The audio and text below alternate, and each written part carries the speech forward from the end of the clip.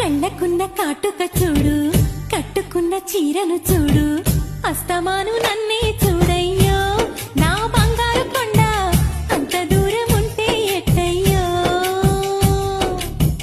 చెవులకున్న దుద్దులు చూసా, ముక్కుకున్న ముక్కెర చూసా, చూడమన్నవన్నీ చూశానే. నా పువ్వుల దండ చూపకుండా ఎన్నో దాచావే.